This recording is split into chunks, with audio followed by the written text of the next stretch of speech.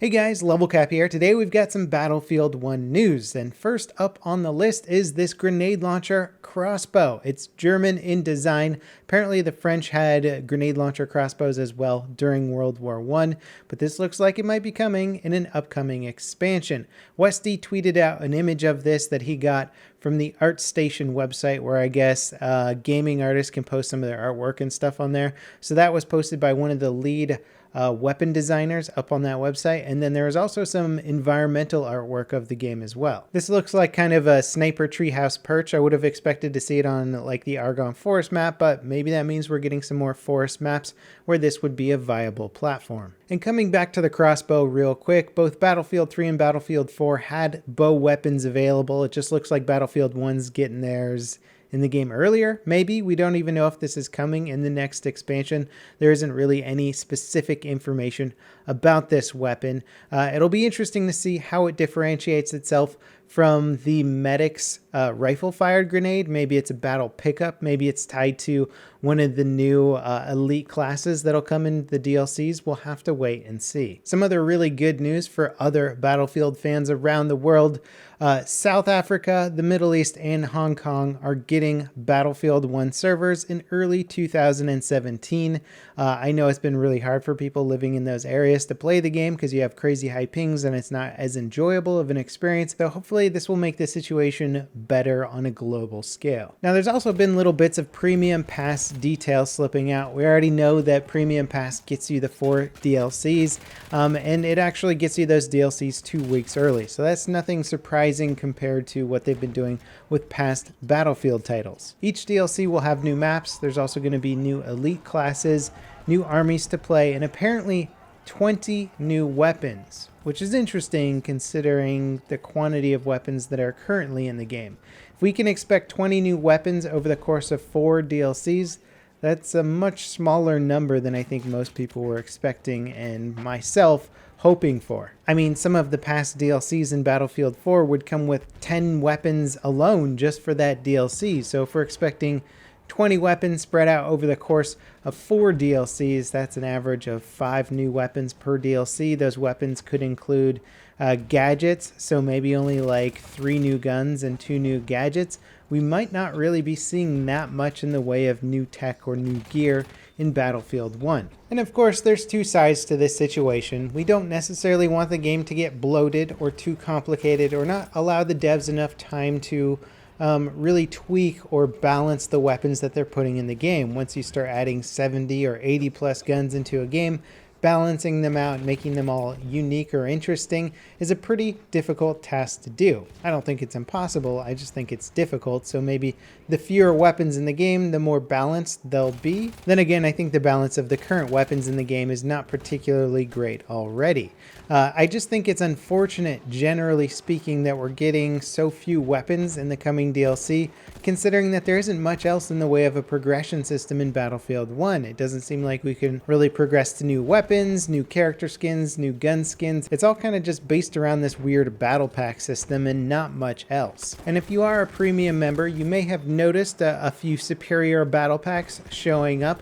Premium members will be getting 14 superior battle packs.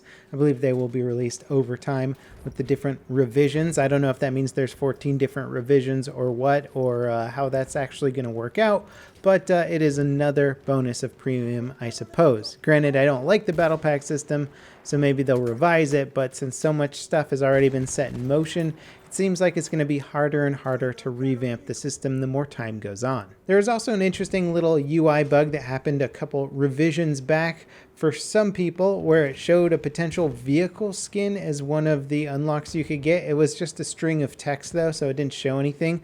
But that does lead me to believe that maybe some of the vehicle skins that we know are in the game but haven't shown up yet might be potential battle pack unlocks. So we'll have to wait and see what happens with that. Now there's also been a potential patch details leaked for the upcoming patch, which will include the new Giant's Shadow map. And although this leak can't be verified, there's a lot of information here that seems to line up with what we might expect down the road.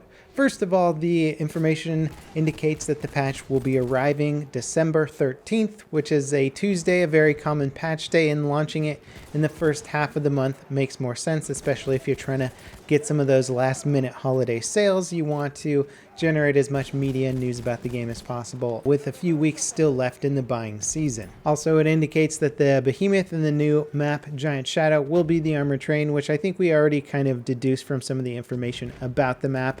A big focus on the patch coming out will be the UI. Fixes for customizations, medals, and battle pack rewards are going to be reworked, which would be great. I hope that's the case. I mean, it's what I think everybody wants.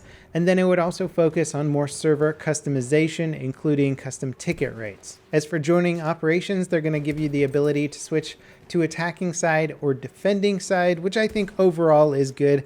Granted, there is the problem of people always wanting to join the winning side, but honestly, there's just times where I've defended like 3 times in a row and I'm like sick of defending and I want to attack.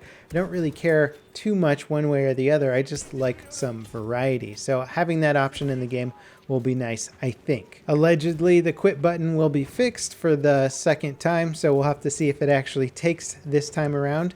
Also, they're talking about being rewarded scrap for being featured on the reward screen. So I guess if you're one of the top players of the round, you know, most defends, most heals, whatever the rewards are, you'll get some scrap for that. No idea how much it will be, but if that's actually true, then that sounds awesome. Now, aside from potential leaks about the upcoming patch, there is also a little bit more information included here about what might be coming in further DLC down the game. One of the bits is about huge artillery cannons being in the game and functioning as behemoths on certain maps. My guess would be that this will be on some of the trench warfare maps. It seems like it would be kind of crazy to have an airship on a trench warfare map. Trains might not fit in, and certainly the Dreadnought only works on maps that are next to the ocean. So it kind of makes sense to have a behemoth that seems to fit into certain battles a little bit more, and having giant artillery cannons on trench warfare maps certainly seems to fit the bill. Other information includes dogfighting mode coming early next year, and this seems pretty much in line with some of the information that was dug out of the game files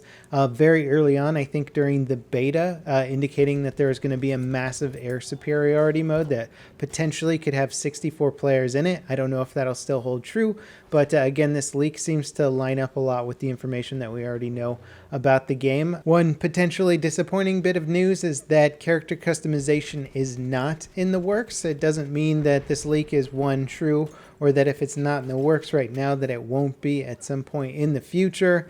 But considering that there's been so little of any sort of customization in the game, it wouldn't really surprise me if they're not really working on it. And then the last bit of information from this alleged leak is that there will be a snow map DLC pack, and also 3 maps will be reworked to set in a nighttime environment in another DLC, but both of those are far down the line, which sounds like it could be like a lot of the free DLC that came out in Battlefield 4 way after the fact. And I do hope DICE is working on something like this. It really doesn't sound very far-fetched at all, since the community's basically been asking for these kind of things for a while. And by that I mean they've always asked for night maps and snow maps in basically any Battlefield game that doesn't already ship with them, because they're fun things to play on, and I would definitely love to see a snow map in a World War I setting. It sounds pretty cool. Anyway, I really hope that this patch leak is legitimate and that we have good information going forward, not necessarily for the fact that DICE doesn't appear to be working on soldier customization, if it's true, but more for the other good benefits that are coming with it. Also, the server customization stuff, it will be really interesting to see what comes about with the custom servers right now, as there really aren't too many customization options down the road. In one way or the other, we will be getting Giant's Shadow this month, which I'm looking forward to playing another map in Battlefield 1, especially if it can be integrated to some of the really cool game modes. We probably won't see it in operations, but who knows? That's actually something I'm really looking forward to, is the addition of new DLC maps. If those maps can be converted into new operations, then that will be a ton of fun. Maybe even some of the 2-map operations will be expanded into 3 maps. We'll just have to wait and see, but as always, thanks for watching, guys. I hope this gives you some ideas about what to look forward to in the future, and as always, I'll see you next time. This is Level Cap, signing off.